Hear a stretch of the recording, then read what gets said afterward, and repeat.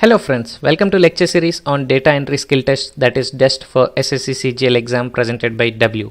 We are now in the third lecture, that is most common doubts. In the last lecture, we have looked at calculation of errors, that is we have looked at the two types of errors, and we have also looked at how to compute total error and percentage error, and also we have looked at the cutoffs for DEST in SSC CGL exam. Okay, so now let's get into this lecture, that is the most common doubts. We'll take up the most common doubts that most of the candidates will have and we'll try to answer them all. So let's go one by one. First, what is a key or a depression? See, any press of a keyboard button is counted as a key or depression. So any alphabet, all the alphabets, all the numbers, all the symbols, and even space bar is counted as a key or a depression. But shift, backspace, delete, etc., which do not print anything on the screen, are not considered as key or depressions. Okay, so only these are considered as key or depressions, including space bar. Clear? So let's get into the next question. What software is used to conduct DEST? So the software used in the exam is designed by SSC itself and it won't be available anywhere. Okay, so they'll be providing you with computer with their software and you'll have to take the test in it. So that software won't be available anywhere, but it's very similar to WordPad or Notepad. So that's why we ask you to practice in WordPad or Notepad, because it's very similar to the software which you will be using in the final exam. Right? Now let's get into the next question. Will the mistakes be highlighted while typing? So the answer is simply no. The mistakes will not be highlighted in the actual exam. Right? Now let's get into the next question. Is backspace allowed? Can I correct the mistakes? So in SSC DEST exam, you can use backspace or delete any number of times you want, and SSC will not mind it. It won't even penalize you for that. But be very cautious about time. So because of correcting all the mistakes, if you miss typing few sentences, that would be even bigger error, which may lead to your disqualification, right? So be very cautious about time, but yes, you can correct your mistakes any number of times you want and SSC won't penalize you for that. In fact, it's better if you correct mistakes, but be very cautious about time. Okay, let's get into the next question. What if I do more than one type of mistake in the same word? See, if you do one half mistake, it will be treated as a half mistake, but more than one half mistake, or how many other mistakes you do, it will be treated as only one mistake at maximum. You can't be penalized for more than one mistake on one word. Okay, now let's get into the next question. Can I be penalized for other mistakes which are not in the list provided before? So generally SSC takes in only those errors which we have mentioned in the last slide, unless specifically mentioned in the instructions. So unless specifically mentioned in the instructions in the exam, only those list of half errors and full errors which we have mentioned in the last lecture are only considered by SSC, and you will be penalized only for those mistakes. Okay, clear? Now let's get into the next question. What if I finish the exam early?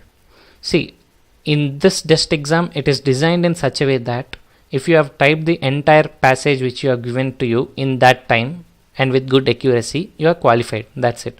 So if you, it doesn't matter whether you finished it early or not. You just have to finish that paragraph in that 15 minutes. But you have to be in good accuracy. If you make many mistakes, you will be disqualified.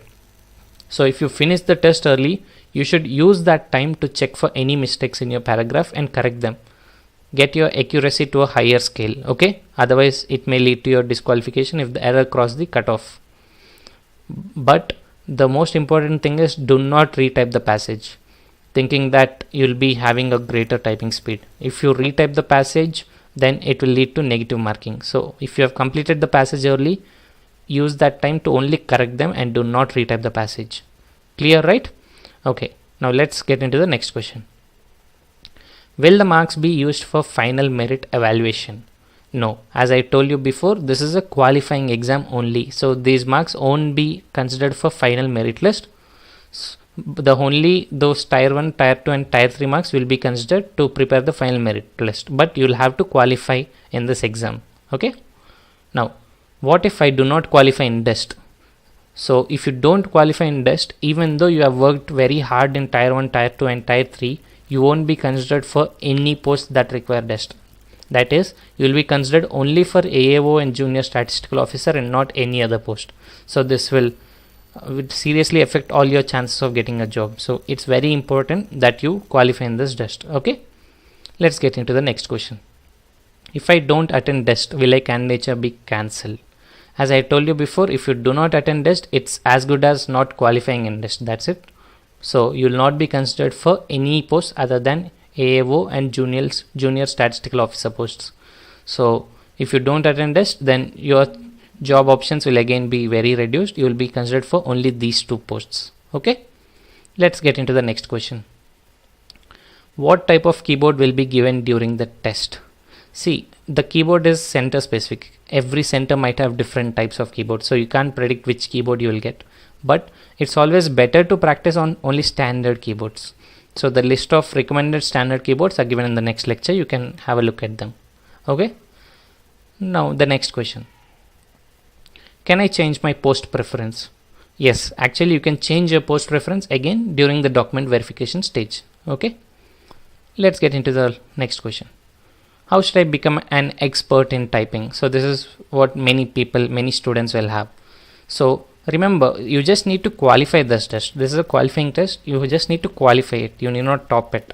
So for just to qualify this, if you have decent typing speed, that's more than enough. So although it's not very difficult to learn typing, it can't be learned overnight also. So to get this decent typing speed, you will have to practice a lot. Okay, but you need not become an expert. Expert is something where you'll have to do a lot of practice. You don't need to become an expert. If you just qualify this exam, that's more than enough. And in the next lecture, we have given a detailed description on how to learn and practice typing. So by following all the guidelines which we give you, we are sure that you will get confidence to crack this exam. After all, that is the reason why we are making all this lecture series, right? So these are all the common doubts we have covered in this lecture.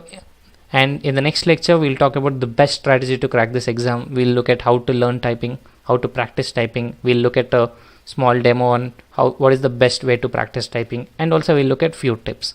Okay, so that's it for this lecture.